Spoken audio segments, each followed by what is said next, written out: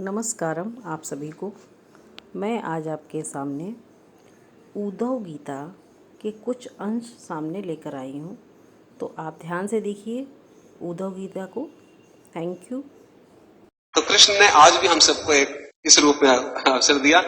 उद्धव ने पूछना शुरू किया, हे कृष्ण, सबसे पहले मुझे ये बताओ कि सच्चा मित्र कौन है। कृष्ण ने कहा, सच्चा मित्र वह है जो जरूरत पड़ने पर मित्र की बिना मांगे मदद करे। उद्धव ने कहा, कृष्ण, आप पांडवों के आत्मीय प्रिय मित्र थे। आपाद बांधव के रूप में, यानी आपदा में, मुसीबत में सहायता करने वाले के रूप में उन्होंने आप पर सदा पूरा भरोसा किया। कृष्ण, आप महाज्ञानी हैं, आप भूत, वर्तमान और भविष्य के ज्ञाता हो, किंतु आपने सच्चे मित्र की जो परिभाषा दी, आपको लगता नहीं कि आपने उस परिभाषा के अनुसार कार्य नहीं किया? आपने धर्मराज युधिष्ठिर को द्यूत क्रीड़ा यानी जुआ खेलने से क्यों नहीं रोका? ठीक है, आपने उन्हें नहीं रोका, लेकिन आपने भाग्य को भी धर्मराज के पक्ष में नहीं मोड़ा। आप चाहते तो युधिष्ठिर जीत भी सकते थे।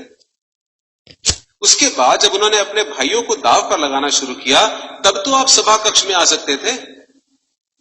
आपने वो भी नहीं किया। उसके बाद जब दुर्योधन ने पांडवों को सदैव अच्छी किस्मत वाला बताते हुए द्रौपदी को दांव पर लगाने को प्रेरित किया और जीतने पर सारा कुछ वापस कर देने का लालच किया, कम से कम तब तो आप हस्तक्षेप कर सकते थे। अपनी दिव्य शक्ति के द्वारा आप पासे धर्मराज के पक्ष में मोड़ देते। इसके स्थान पर आपने तब हस्तक्षेप किया जब द्रौपदी लगभग अपना शील खो रही थी। तब आपने उसे वस्त्र देकर द्रौपदी के शील को बचाने का दावा किया। लेकिन आप ये दावा भी कैसे कर सकते हैं कृष्ण? उसे एक आदमी घसीटकर हॉल में लाता है और इतने सारे लोगों के सामने निर्वस्त्र करने के लिए छोड़ देता है। ऐसे में एक महिला का शील क्या बचा?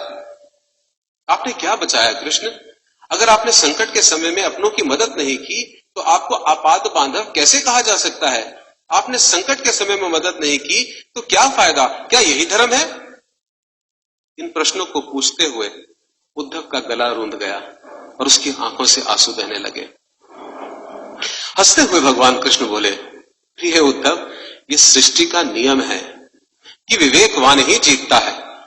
उस समय दुर्योधन के पास विवेक था, इसलिए वो जीता, धर्मराज के पास नहीं था। यही कारण था कि धर्मराज पराजित हुए। उद्धव हैरान हुआ और उद्धव को हैरान देखकर कृष्ण आगे बोले, दुर्योधन के पास जुआ खेलने के लिए पैसा और धन तो बहुत था, लेकिन उसके पास 500 का खेल उसे नहीं खेलना आता था। इसलिए उसने अपने मामा शकुनी को द्यूत क्रीड़ा के लिए प्रयोग किया, जुए के लिए उपयोग किया। यही विवेक है। धर्मराज भी इसी प्रकार सोच सकते थे और अपने चचेरे भाई से पेशकश कर सकते थे कि उनकी तरफ से मैं खेलूंगा। जरा सोच कर देखो, अगर शकुनी और मैं खेलते तो कौन जीतता? पासे के अंक उसके अनुसार आते या मेरे अनुसार आते? चलो इस बात को जाने दो, उन्होंने मुझे खेल में शामिल नहीं किया, इस बात के लिए उन्हें माफ किया जा सकता है। लेकिन उन्होंने विवेक शून्यता से एक और बड़ी गलती की। उन्होंने मुझे प्रार्थना में बांध लिया। उन्होंने मुझसे प्रार्थना की कि मैं तब तक सभा कक्ष में ना आऊं जब तक मुझे बुलाया ना जाए, क्योंकि वे अपने दुर्भाग्य का खेल मुझसे छुपकर खेलना चाहते थे। वे नहीं चाहते थे कि मुझे पता चले कि वो जुआ खेल रहे हैं। इस प्रकार उन्होंने मुझे अपनी प्रार्थना में बांध लिया। मुझे सभा कक्ष में जाने की अनुमति नहीं थी। इसके बाद भी मैं कक्ष के बाहर खड़ा हुआ इंतजार कर रहा था कि कब कोई मुझे बुलाए और मैं अंदर जाऊं। भीम, अर्जुन, नकुल, सहदेव सब मुझे भूल गए और केवल अपने भाग्य को और दुर्योधन को कोसते रहे। अपने भाई के आदेश पर जब दुशासन द्रौपदी के बाल पकड़कर घसीटता हुआ सभा कक्ष में लाया, वो भी अपने सामर्थ्य के अनुसार जूझती रही। उसने भी मुझे याद नहीं किया। उसकी बुद्धि तब जागृत हुई जब दुशासन ने उसे निर्वस्त्र करना प्रारंभ किया। तब उसने स्वयं पर निर्भरता त्याग कर, छोड़कर हरि हरि अभयम कृष्ण की गुहार लगाई। तब और जैसे ही मुझे पुकारा गया, मैं अविलंब वहां पहुंच गया।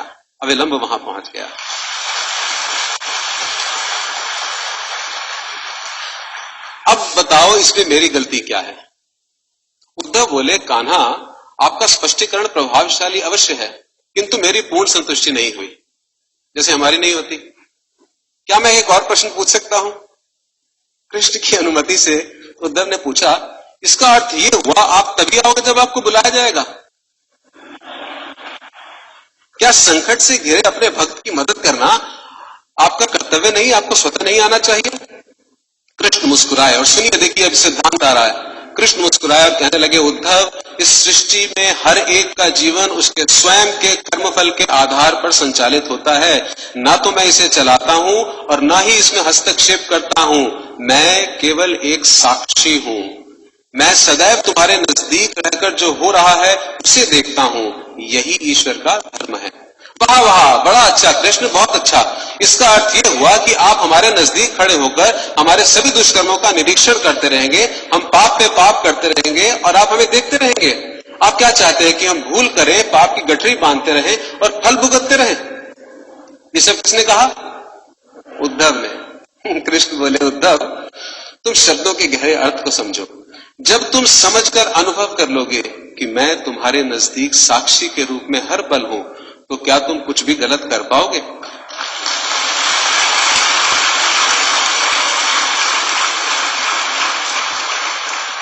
जब तुम ये भूल जाते हो और ये समझने लग जाते हो कि तुम मुझसे छुपकर कुछ भी कर सकते हो, तभी मुसीबत में फंसते हो। धर्मराज का ये अज्ञान था कि उसने माना कि वो मेरी जानकारी के बिना जुआ खेल सकता है। अगर उसने ये समझ लिया होता कि मैं प्रत्येक के साथ हर समय साक्षी के रूप में उपस्थित हूं, तो खेल का कुछ और रूप होता। भक्ति से अभिभूत उद्धव मंत्रमुग्ध हो गए और बोले, प्रभु, कितना गहरा दर्शन आपने दिया, कितना महान सत्य है। प्रार्थना, पूजा पाठ तो और ईश्वर को अपनी मदद के लिए बुलाना, ये हमारी भावना और विश्वास है। जैसे ही हम ये विश्वास करना शुरू करते हैं कि ईश्वर के बिना पत्ता भी नहीं हिल सकता, हमें साक्षी के रूप में उनकी उपस्थिति महसूस होने लग जाती है। गड़बड़ केवल तभी होती है जब हम इसे भूलकर दुनियादारी में डूब जाते हैं।